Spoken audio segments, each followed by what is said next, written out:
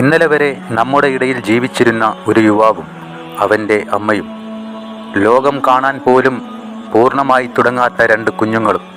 ഇന്ന് അവർ നമ്മോട് ചോദിക്കുന്നത് ഒരു ചോദ്യമാണ്: നമ്മൾ എന്താണ് കാണാതെ പോയത്? കണ്ണൂരിൽ നടന്ന ഈ കൂട്ട ആത്മഹത്യ ഒരു സാധാരണ വാർത്തയല്ല. ഇത് ഒരു കുടുംബത്തിൻ്റെ അവസാന നിലവിളിയാണ്. ഒരു അച്ഛൻ്റെ തീരാവേദനയുടെ, സമൂഹവും സംവിധാനങ്ങളും ചേർന്ന് അവഗണിച്ച ഒരു പിതാവിൻ്റെ വാത്സല്യമാണ്. കണ്ണൂർ പയ്യന്നൂർ രാമന്തളിയിൽ അമ്മയും മകനും കൊച്ചുമക്കളുമടക്കം 4 പേരെ മരിച്ച നിലയിൽ കണ്ടെത്തിയ അതിദാരുണമായ സംഭവം. വടക്കുംപാട് റോഡിന് സമീപം താമസിക്കുന്ന കൊയ്ത്തട്ട താഴത്തെ വീട്ടിൽ 56 വയസ്സുള്ള ഉഷ, മകൻ പാചകത്തൊഴിലാളിയായ കലാധരൻ, 36 വയസ്സുള്ള കലാധരൻ്റെ മക്കളായ 5 വയസ്സുള്ള ഹിമ, 2 വയസ്സുള്ള കണ്ണൻ എന്നിവരെയാണ് വീടിനകത്ത് മരിച്ച നിലയിൽ കണ്ടെത്തിയത്. കുട്ടികൾ 2 പേരും താഴെ കിടക്കുന്ന നിലയിലും അച്ഛനും അച്ഛൻ്റെ അമ്മയും മുകളിൽ തൂങ്ങിയ നിലയിലും. രാത്രി 9 മണിയോടെയാണ് ഈ സംഭവം ഉണ്ടാകുന്നത്. ഉഷയുടെ ഭർത്താവായ ഓട്ടോ ഡ്രൈവർ ഉണ്ണികൃഷ്ണൻ വീട്ടിലെത്തിയപ്പോൾ വീട് അടച്ച നിലയിലായിരുന്നു. വീടിന് മുന്നിൽ കത്ത് എഴുതി വെച്ചതായി കണ്ട ഉണ്ണികൃഷ്ണൻ കത്തുമായി പോലീസ് സ്റ്റേഷനിലെത്തി. പോലീസ് എത്തി വീട് തുറന്നു നോക്കിയപ്പോൾ കിടപ്പുമുറിയിൽ ഉഷയെയും കലാധരനെയും തൂങ്ങി മരിച്ച നിലയിലും മക്കൾ 2 പേരെയും നിലത്ത് മരിച്ചു കിടക്കുന്ന നിലയിലും. മക്കൾക്ക് വിഷം നൽകി കലാധരനും അമ്മയും ഇങ്ങനെ ചെയ്യുവാനുള്ള കാരണമാണ് വലിയ ദുഃഖമായി മാറിയത്. കൂട്ട ആത്മഹത്യക്ക് പിന്നിൽ കലാധരൻ്റെ ഭാര്യയാണെന്ന് ആരോപിച്ച് കുടുംബങ്ങൾ രംഗത്ത് വന്നിരുന്നു.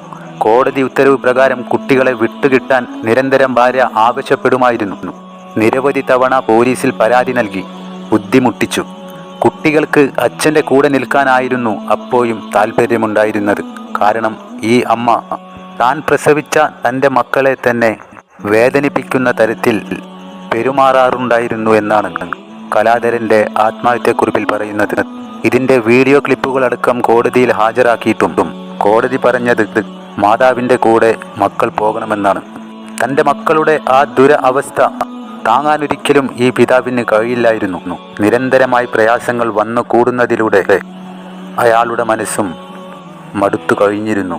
ആത്മഹത്യാക്കുറിപ്പിലും തൻ്റെ മക്കളുമായുള്ള ഭാര്യയുടെ പെരുമാറ്റ രീതിയെക്കുറിച്ച് അറിയണമെങ്കിൽ ഫോണിൽ വീഡിയോകളുണ്ടെന്നും ഫോണിൻ്റെ ലോക്ക് ഇതാണെന്നു പോലും കലാധരൻ തൻ്റെ ഈ കുറിപ്പിൽ വ്യക്തമാക്കുന്നു.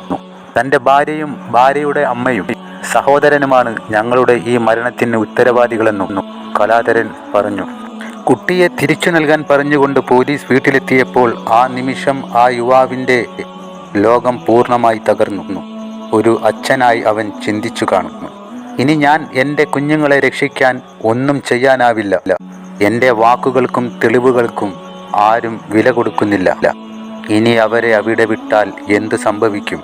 ആ നിസ്സഹായ അവസ്ഥയിൽ ആ തോൽവി, അത് ഒരാളുടെ മനസ്സിനെ എത്രമാത്രം ഇരുട്ടിലേക്കാണ് തള്ളുന്നതെന്ന് നമുക്ക് സങ്കല്പിക്കാൻ കഴിയുമോ? അവർ നിയമത്തെ വെല്ലുവിളിച്ചില്ല. അവൻ സമൂഹത്തെ ആക്രമിച്ചില്ല.